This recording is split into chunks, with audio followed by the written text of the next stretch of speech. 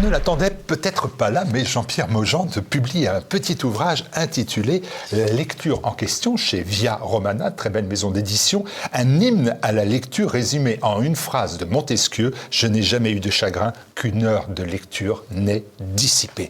Bonjour Jean-Pierre. C'est beau, merci Martial de m'accueillir. Alors cette phrase de Montesquieu, c'est dans cet ouvrage que je l'ai trouvée. Derrière la jolie phrase, et cette très jolie phrase de Montesquieu, il y a un constat, la lecture est en crise et les chiffres, ils sont cruels. Alors effectivement, toutes les enquêtes le montrent, les gens lisent de moins en moins, avec un premier élément qu'il faut prendre en compte, qui peut apparaître peut-être un peu surprenant, c'est que les femmes lisent beaucoup plus que les hommes. Aujourd'hui, on est rendu, pour l'année 2024, on a eu les chiffres, les gens en moyenne ont lu 18 livres sur l'année, mais c'est 4 livres de moins que les années précédentes. Et puis également, quand on parle de la lecture, il y a une distinction qu'il faut faire intervenir. Il y a lire sur un livre, et puis il y a lire sur une tablette. Et l'expérience montre qu'en particulier pour tout ce qui a trait à la mémorisation, ça n'est pas exactement la même chose. Donc effectivement, la lecture est en crise, ce qui se voit aussi dans la diminution des ventes de livres, et puis également la diminution des salons du livre qui pouvaient exister à travers tout notre pays. Est-ce que c'est un mouvement de fond, Jean-Pierre Maugendre, ou est-ce que ce sont des réalités un peu grossières, finalement, qui justifient cette baisse de la lecture ? Je prends comme exemple le coût du livre. Aujourd'hui, un livre, c'est cher. Oui, alors je crois que avant le coût du livre, une des raisons majeures de ce discrédit, d'une certaine manière, de la lecture, c'est la difficulté que les gens ont à lire. Il est paru en 2022 un document du ministère de l'Éducation nationale disant qu'en arrivant en 6e, la moitié des élèves avaient du mal à lire. Bon, et pour un certain nombre d'entre eux, quand on est rendu en 6e, on a 11-12 ans, c'est un retard qui va être difficilement rattrapable, puisqu'en fait, les progrès dans les neurosciences nous le montrent. La lecture, c'est un certain nombre de connexions neurologiques qui se font dans le cerveau, et quand elles ne sont pas faites à 4, 5, 6, 7, 8 ans, ça devient très compliqué. On en a un bon exemple très concret avec la fameuse histoire de Victor de l'Aveyron. Voilà, Victor de l'Aveyron, donc cet enfant sauvage, nous sommes au 19e siècle, eh ben, il n'a jamais pu apprendre à lire et à écrire parce que tout petit, à la période à laquelle on apprend à lire et à écrire, les collections neurologiques ne s'étaient pas faites. Ce que vous appelez dans l'ouvrage le manque d'aisance, et vous mettez directement en cause la méthode globale qui a été longtemps en activité, en nuisance, si j'ose dire. Alors, la méthode globale, aujourd'hui, officiellement, la méthode globale est supprimée, mais il reste des méthodes semi-globales, voilà, qui sont en fait un mélange entre la méthode globale et les méthodes syllabiques, et qui sont effectivement un désastre dont, et je crois c'est aussi un vrai sujet de préoccupation, dont les enfants, qui sont devenus aujourd'hui des adultes, voilà, j'ai eu un échange commercial à propos de ma voiture avec la secrétaire d'une concession automobile, etc. Bon, et à un moment donné, je lui ai dit, vous êtes charmante, mais vous avez 2 fautes d'orthographe par ligne, ça fait pas professionnel, quoi. Et la pauvre, elle y est pour rien, mais il n'empêche que c'est une réalité. Vous évoquez aussi le manque de temps, tout au moins le manque de temps pour la lecture, car on consacre de plus en plus de temps, à contrario, aux réseaux sociaux. Vous parlez d'addiction aux réseaux sociaux, addiction, maladie, et donc la lecture en forme d'antidote, alors ? Alors, en forme d'antidote, sous quel aspect ? Quand on parle d'addiction, c'est une certaine forme d'esclavage. Bon, et en particulier, l'addiction aux réseaux sociaux est liée au pouvoir de séduction de l'image animée. Voilà, l'image animée, alors on le voit bien en particulier avec les enfants. Bon, vous leur passez un dessin animé, un film quel qu'il soit, de manière physique, ces images qui scintillent attirent leur attention et la captent. Bon, il est certain que les réseaux sociaux, aujourd'hui, un certain nombre de nos contemporains sont effectivement dans un phénomène d'addiction. Je le vois dans le cadre de mon activité professionnelle.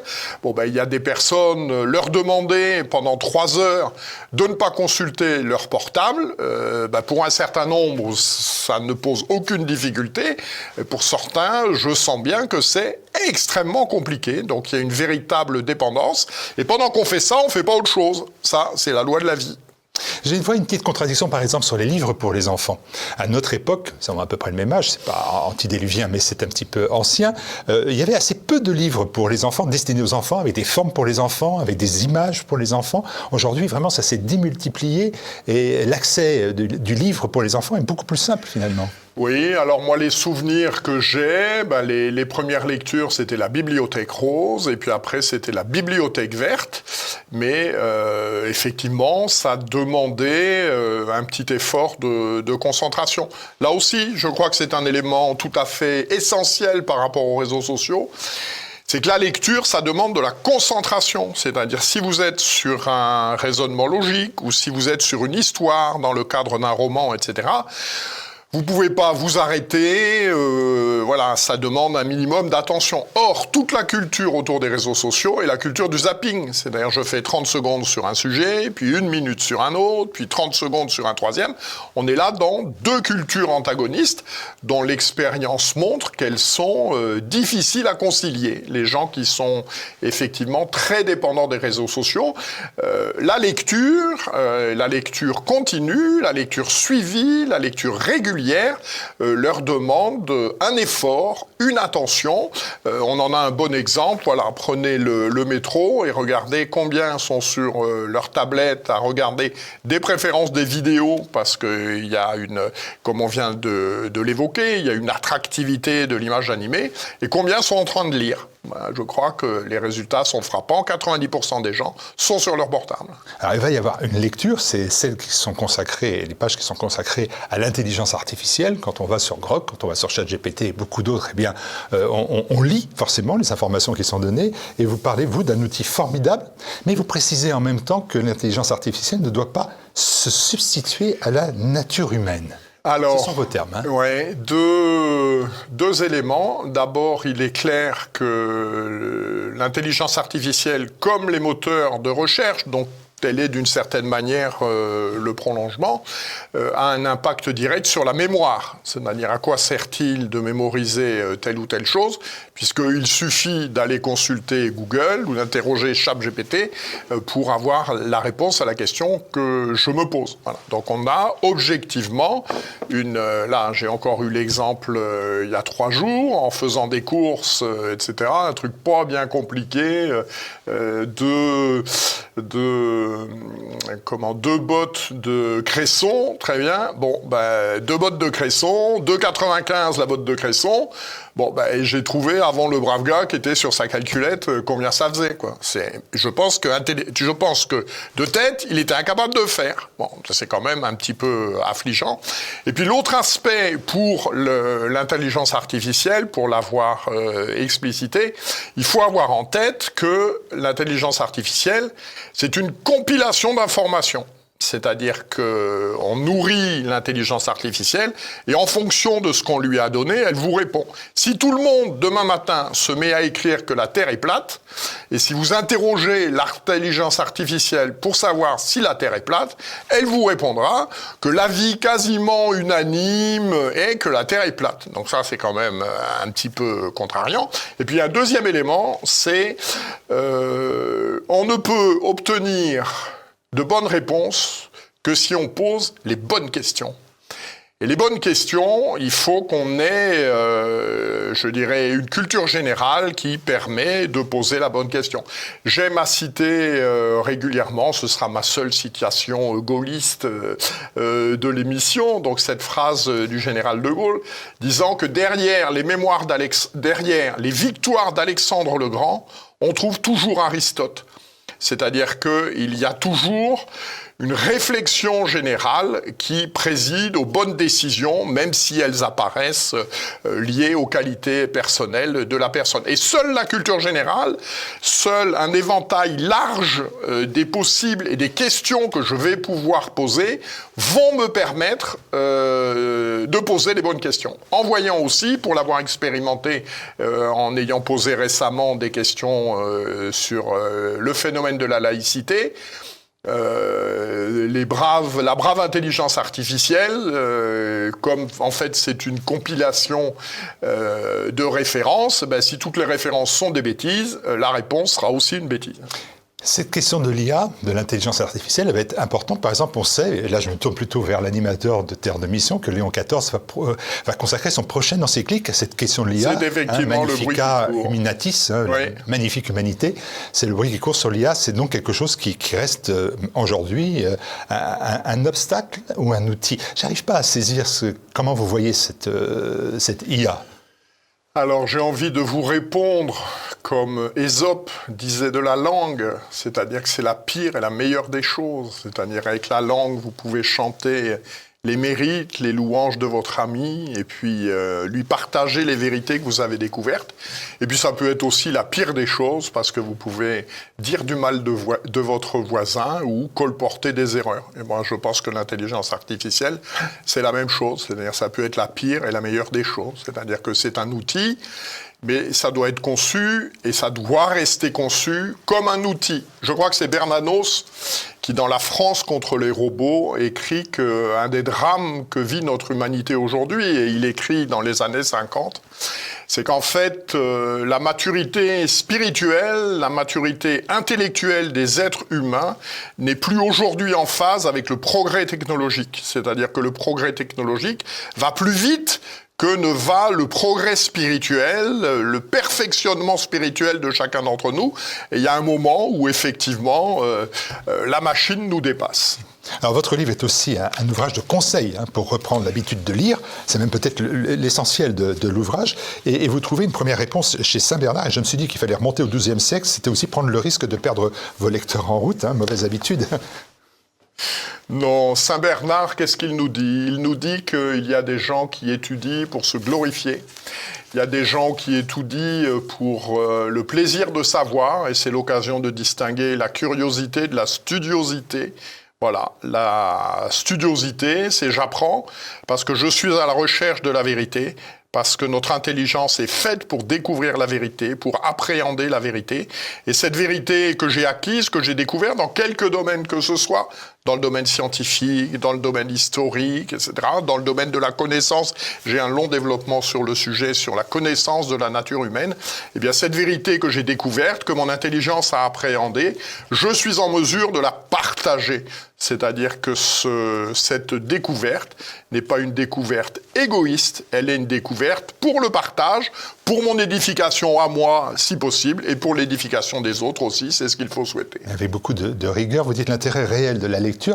Je pensais que ça pourrait être, par exemple, le plaisir, l'agrément, le divertissement, la recherche de l'évasion. Non, vous allez beaucoup plus loin en affirmant que c'est de découvrir la vérité. Ben oui. Parce que, alors je donne une petite anecdote aussi qui concerne les pères du désert avec saint Antoine. Je pense que le délassement, ce que les pères de l'Église, ce que saint Thomas d'Aquin appelle l'eutrapélie, c'est-à-dire l'art de bien se récréer, c'est l'art de bien se récréer pour trouver des moments de relâche dans l'accomplissement de ces différents devoirs d'État. L'exemple qui est donné par les pères des déserts est le suivant. Alors qu'effectivement, un père est en train de se délasser, un autre frère, un petit peu rigide, lui en fait la remarque en lui disant voilà, qu'est-ce que c'est que ça? Et donc le père lui dit tu prends un arc et tends-le. Voilà, il prend un arc et il le tend. Très bien. Voilà, il envoie la fin. Très bien. Eh bien, recommence. Et il recommence. Et puis il recommence encore. Bon, et la troisième fois, il dit moi je peux plus. Mon ami, vous avez besoin de vous détendre, semble-t-il. Eh bien, c'est aussi ce que je fais. Nous avons besoin de nous détendre, mais la détente, et c'est peut-être ce qui différencie la société moderne, ce que d'aucuns ont appelé la société du spectacle, des sociétés plus traditionnelles et plus anciennes, la détente n'est pas une finalité en tant que telle. Je pense que la société moderne, elle a tendance à considérer que la société du loisir, l'objectif, c'est de travailler le moins possible et de s'amuser le plus possible. Il n'est pas certain que cela réponde aux aspirations les plus profondes de la nature humaine. Nature humaine. Il y a un but suprême et de haute vue dans la lecture, explorer les méandres de la nature humaine, de l'âme humaine. Vous n'hésitez pas d'ailleurs à écrire que les écrivains ont su, avant la communauté scientifique, avant la communauté médicale, mettre des mots, M-O-T-S, sur les mots M-A-U-X, humains.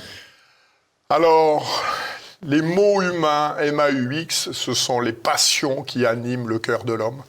Quand vous avez lu les Grecs, quand vous avez lu l'Iliade et l'Odyssée, tout commence par des affaires de jalousie, des affaires de vanité, des affaires d'orgueil. Et ce qui était vécu il y a 2500 ans par les Grecs, il est vécu encore pour nous aujourd'hui. Et c'est à mon avis un des aspects fondamentaux de la lecture que l'on retrouve dans les œuvres romanesques, mais que l'on retrouve aussi dans des pièces de théâtre, dans la poésie, également dans différentes œuvres de ce type, c'est d'explorer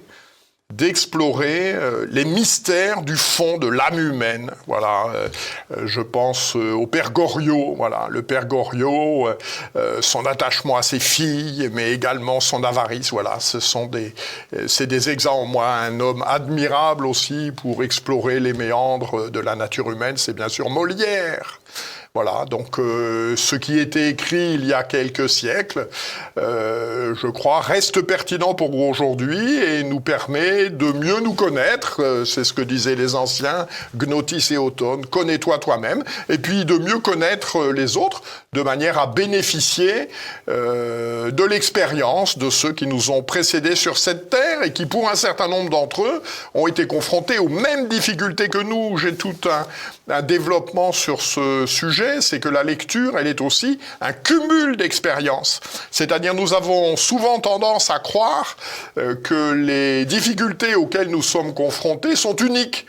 Mais avec un peu de recul, ça n'est pas vrai. Les difficultés auxquelles nous sommes confrontés, d'autres avant nous les ont connues, d'autres avant nous y ont été confrontés, et par la lecture, par l'étude, je peux chercher à m'inspirer de la manière dont ils ont traité ces difficultés. Dans le chapitre « Pourquoi lire ?», il y a une notion qui me paraît quand même beaucoup moins convaincante, si vous me permettez de vous le dire, c'est de voir derrière la lecture la possibilité de résister à la pensée unique. Alors si on tombe sur un bouquin d'Annie Arnaud, il faut mieux regarder TV Liberté, qui est de l'image, pour trouver un rempart à la pensée unique, Jean-Pierre Mogeant. C'est vrai. Alors il y a, mais c'est d'ailleurs la conclusion que vous avez vue, cet échange entre M. de Bonald et Joseph de Maistre, il y a des bons livres et il y a de mauvais livres. Et dans la discussion qu'avaient ces deux penseurs, l'inconvénient d'un mauvais livre, c'est qu'il ne cesse jamais de faire du mal. Ce qui la contrepartie, c'est que l'avantage d'un bon livre, c'est qu'il ne finit jamais de faire du bien. Donc un livre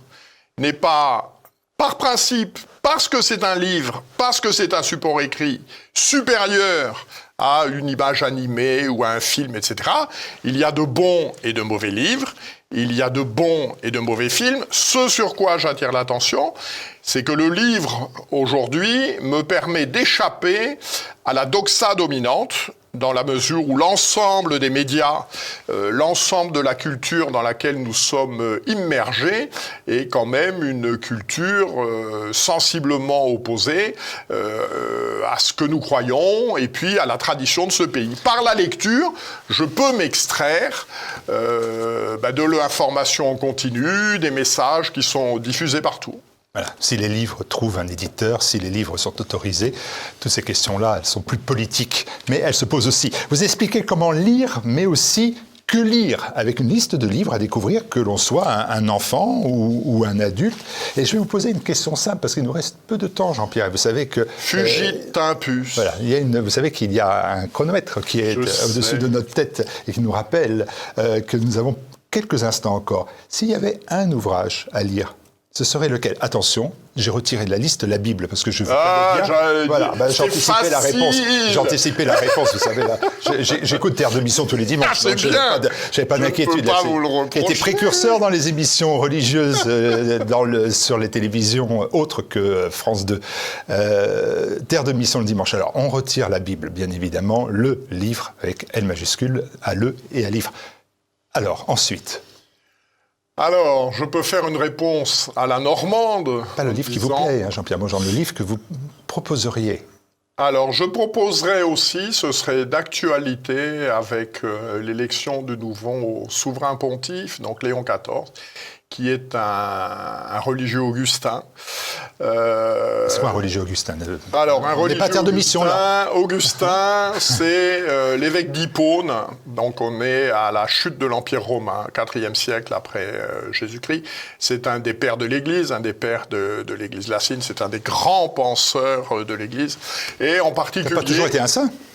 Ça n'a pas toujours été un saint, il a sombré dans deux écueils. Il a d'abord sombré dans un écueil intellectuel, puisqu'il était manichéen, et puis il a sombré dans un écueil plus classique, puisqu'il a eu un enfant avant d'être marié. Voilà. Et il est devenu saint quand même? Et il est devenu saint, c'est ça qui doit nous soutenir.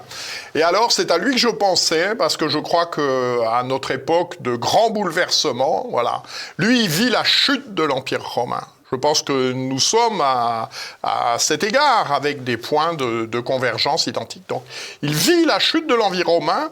Il vit également je dirais, ces errements qui sont les errements de sa jeunesse. Alors, il a été soutenu dans ses épreuves par sa mère, qui est Sainte Monique. Tout le monde n'a pas une mère qui est une sainte. Mais il décrit tout cela, je crois, avec beaucoup d'enthousiasme dans un livre qui s'appelle Les Confessions de Saint-Augustin. Voilà, les Confessions de Saint-Augustin, c'est la fin d'un monde. Nous en sommes un peu là. Et puis c'est la conversion d'un homme qui a été séduit par ce monde et qui finalement est saisi par l'amour du Christ et qui devient le saint que nous connaissons. Je pensais que vous alliez nous proposer un livre plus politique. J'avais même misé sur Jean Madiran, à qui vous rendez hommage dès la première page. Alors, effectivement, Jean Madiran, journaliste, essayiste, philosophe. Voilà, je rends hommage à Jean Madiran avec cette petite épitaphe à Jean Madiran qui m'a appris à lire un texte. Voilà, parce qu'il ne suffit pas de lire, il faut comprendre ce que l'on lit. Je l'évoque dans ce petit livre, une discussion avec un professeur d'université il y a quelques mois, qui me disait, voilà, cher monsieur, jusqu'ici, en première année, voilà, c'était compliqué, il y avait plein de fautes d'orthographe, mais enfin, globalement, je voyais ce qu'il voulait dire. Le drame aujourd'hui, c'est que je ne comprends plus ce qu'ils veulent dire. Voilà. Donc, c'est également, je le cite, une phrase de Peggy. Si on peut apprendre à lire, tout est sauvé.